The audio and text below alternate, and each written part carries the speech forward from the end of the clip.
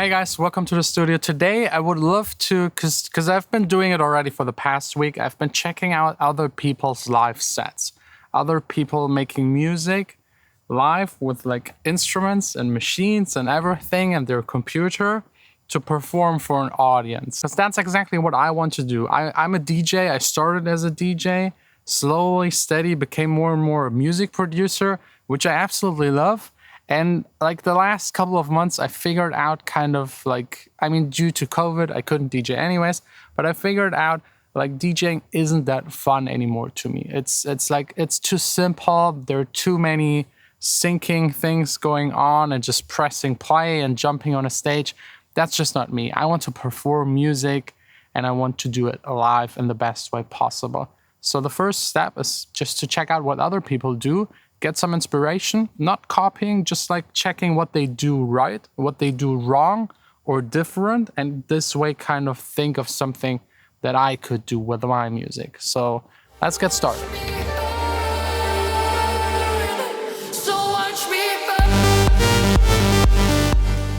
First up, by Reinhardt. Oh man.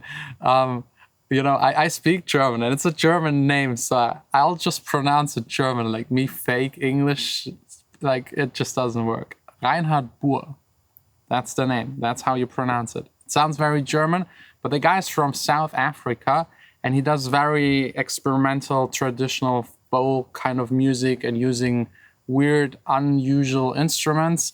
So let's check out a lot of clip. Okay, loop station. Looping stuff, playing it, looping it.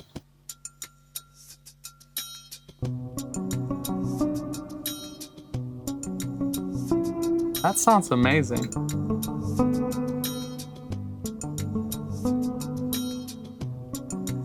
It's now in the loop. He knows how to play so many instruments. It's fascinating. Very fascinating. And I don't know what he's playing. It's like an electric upright bass.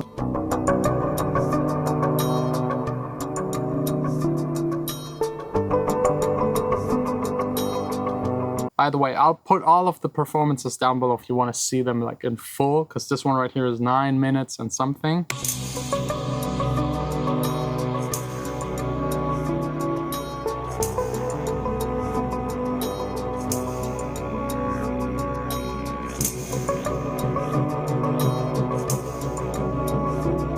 Really nice, really good control, being able to play so many instruments and then like taking care of the loop station with so many layers and stopping, starting it, really amazed. Like that's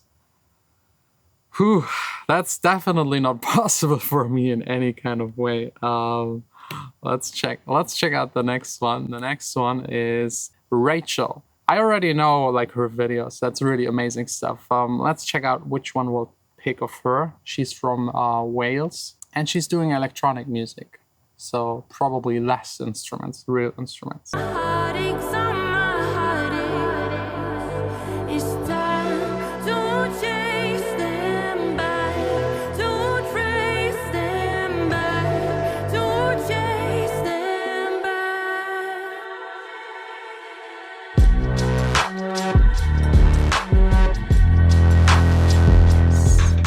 Love the vibe, love the bass. She got the Ableton push, a couple of synths in the back, also sequential. So good.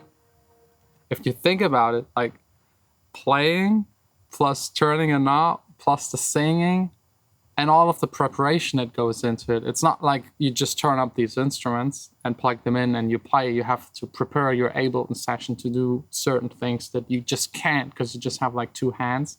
But yeah, that's amazing. Love the setup. Love the pineapple on the table, the pineapple lamp. That's kind of nice. I also need one. Next up, FKJ, French Kiwi Juice. I love the name.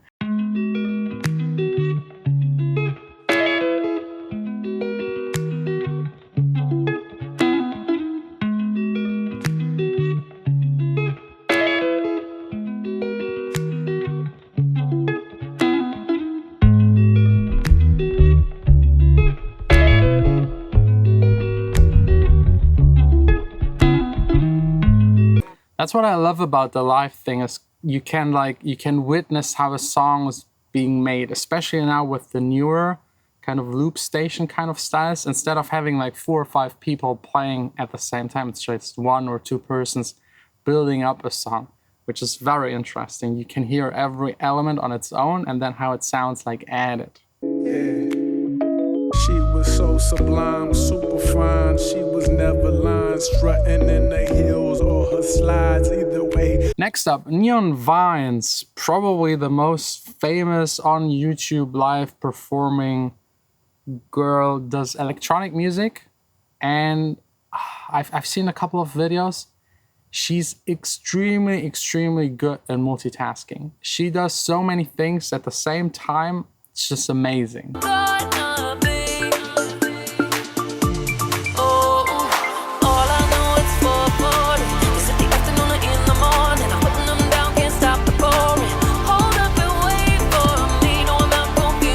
I mean, let's just stop for a second. She's playing the notes on the keys, and like with the other fingers, she's like triggering, able and push, and the archive. I don't even know which one it is, but it's an MPC type of device.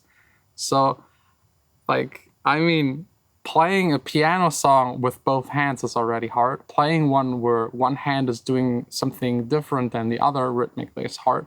But then having like 2 more machines and dividing your fingers, like that's next level kind of crazy.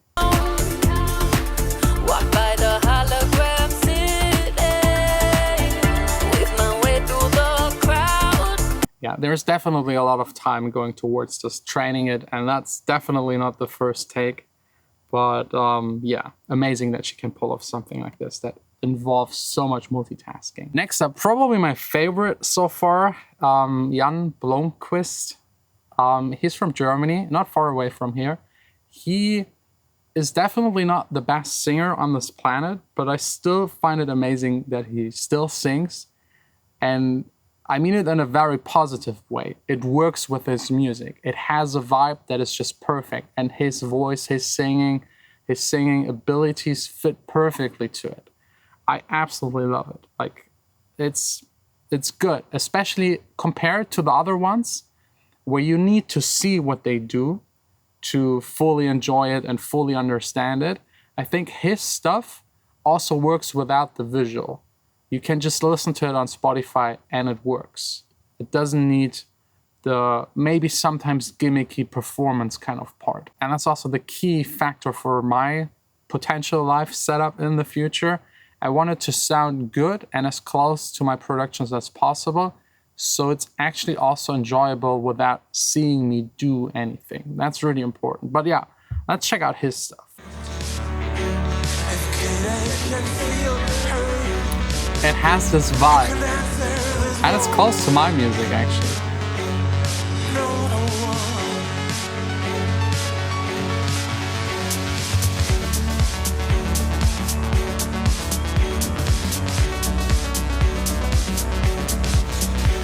That's so good. Like having live drums in there, another one for the keyboards, and him singing and triggering and playing at the Moog a lot of. It's amazing. I also love the stage. It's very minimal, but very effective. Next up, Jon Hopkins. You might know him from Imogen Heap. Was his previous band. Is a DJ remixer, does electronic music, and has like live elements to it.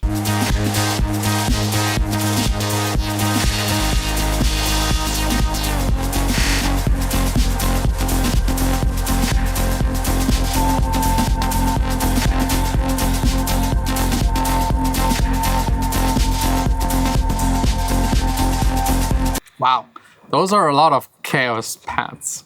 3 is very excessive. It has like a DJ mixer, so it's probably a little closer to a DJ hybrid live kind of setup.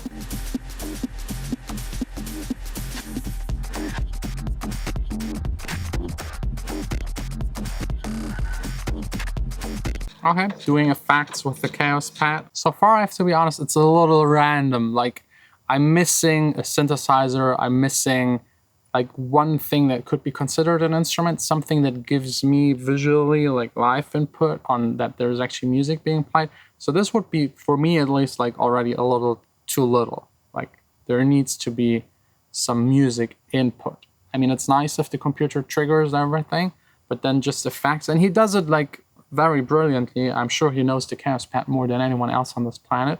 But it's like, I'm missing, like just doing effects live isn't enough, I think. Let's do one more.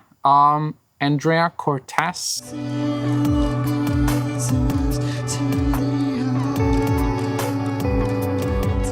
Yeah, that's what I mean, like playing the guitar, singing, it adds so much. Oops. Hitting the mic with the guitar happens, that's live. That's also what I love about it, the mistakes and just continuing. You just have to continue. Nothing is waiting for you.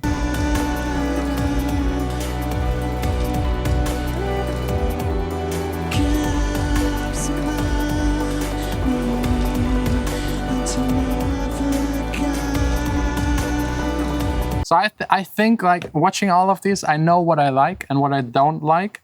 I know where I want to go. I don't know if it's possible, because my first thing is that I usually hate about live setups when they involve having a computer there.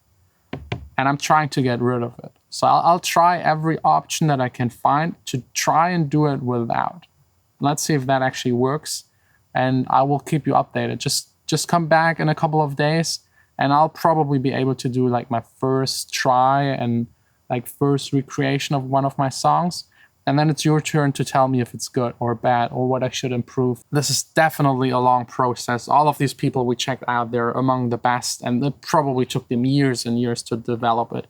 Like sourcing the right equipment, how to connect it, how to work with Ableton to fire everything up, training to performing it live and not doing any mistakes. And I think the hardest, especially if you're alone, is to think about the things you can do. Like, where's the limit? Can you play the guitar and sing? Yes. Can you like trigger Ableton? Maybe. Also play the drums? No, that's not possible. So you have to come up with ways to compensate and think about each and every track and what elements in the track are the most important, the most visual, the most fun to actually play. Playing a sustained bass line for 5 minutes? Very boring. Playing the lead synthesizer? Maybe a little more exciting. The drums depends on how much is going on. I'll let you know. That's my goal. Within the next month, have like a video up where I showcase my first setup of doing stuff live, trying to do stuff live. We'll see. I don't know. I'm excited. I happily invite you to check it out. So thanks for watching. If you have any other live sets that you really admire and really like, just leave it in the comments. I'll check it out. See you tomorrow back again here in the studio.